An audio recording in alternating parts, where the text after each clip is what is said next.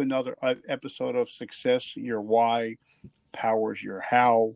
Today we have an amazing guest coming on. I could not put her book down.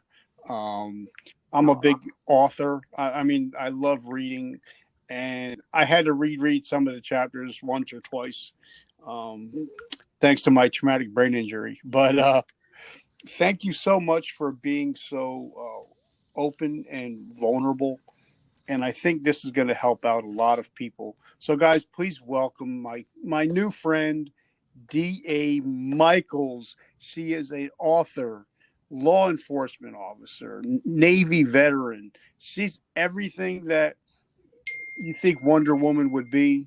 She's it. So, welcome to the show. Thank you. Thank you. That was a very, very, very kind introduction. I appreciate that. So, how was your day? Oh, my goodness. Sorry I barely made it here on time. I'm trying to get a shipment of books out, actually.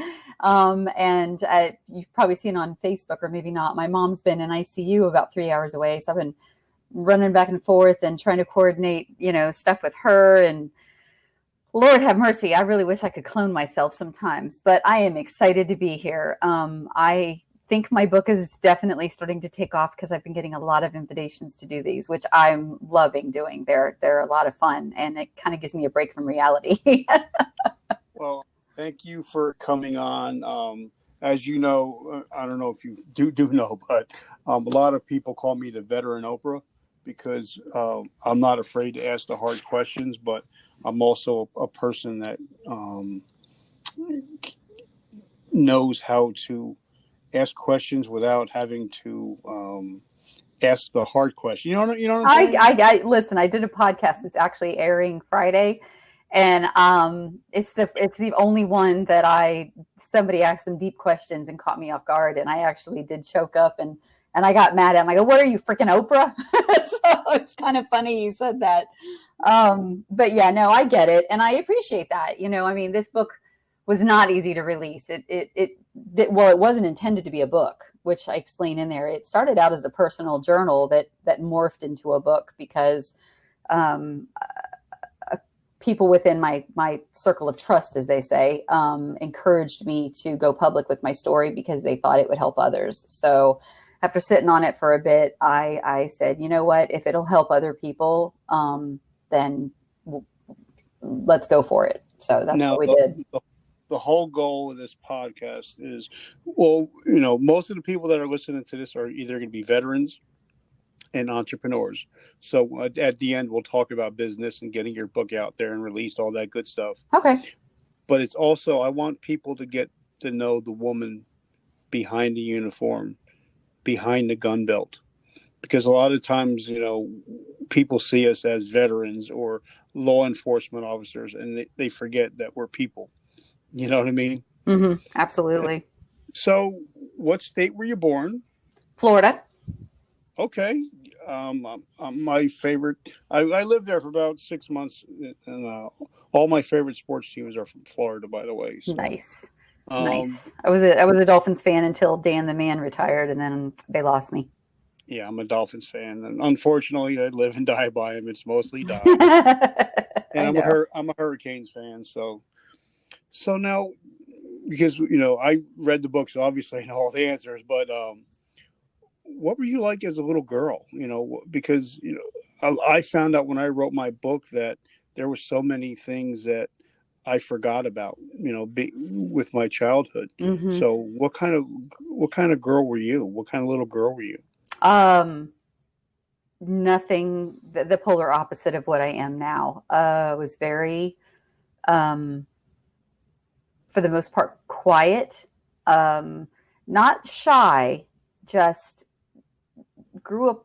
I didn't realize at the time, but we were always walking on eggshells. My dad was a bit nuts, and you never knew what was going to set him off. So it was always about, just kind of knowing your place and being respectful. I never got in trouble at school. I was terrified. This is not the book, but it just came to mind. My mom worked at a hospital, which was within walking distance of my school. And occasionally, for whatever reason, she would have me walk to her workplace after school. So one day I got the call and, hey, your mom wants you to go up to the hospital after school. Okay, fine. So I go up there because it was always kind of fun. I liked going up there. The doctors always, reached in their pocket, handed me loose change and stuff like that. They were really cool. She worked for 4 pathologists in the morgue. So it was not the typical place a child would be hanging out. Wow. Yeah. No, I didn't go actually into the morgue. I was in the office area just outside of it. But yeah. But she took me up there one day, or wanted me up there one day, and she said, come on, I want to show you something. Now, of course, this is back in the 70s. There was no HIPAA and all this stuff we have now. And she took me to a different section of the hospital, which was where the mental ward was. And there was a little window, and my mom picked me up. And I remember I was 10 years old. And I remember looking through the window, and there was a kid about the age of 13, freaking out, straight jacket, foaming at the mouth, beating his heads against the walls. I mean, it was a straight up rubber room. And it scared the crap out of me. I'm like, he looked possessed. And she didn't give me any warning about what I was about to see. It was just, here, look at this. And she picked me up and showed me. And then she set me down and she said, he tried drugs for the first time, and that's what happens. And his brain is going to be like that for the rest of his life. He's never going to be okay.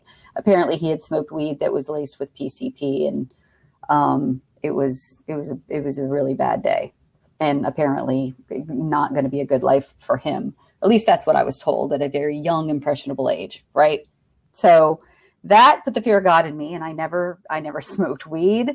Most people don't believe that, but it's true. And I just didn't want to have anything to do with it. And then when I was 13, we moved from Florida, in the beaches of Cocoa Beach to the western remote mountains of North Carolina. That was a huge, huge change. And I was 8th grade.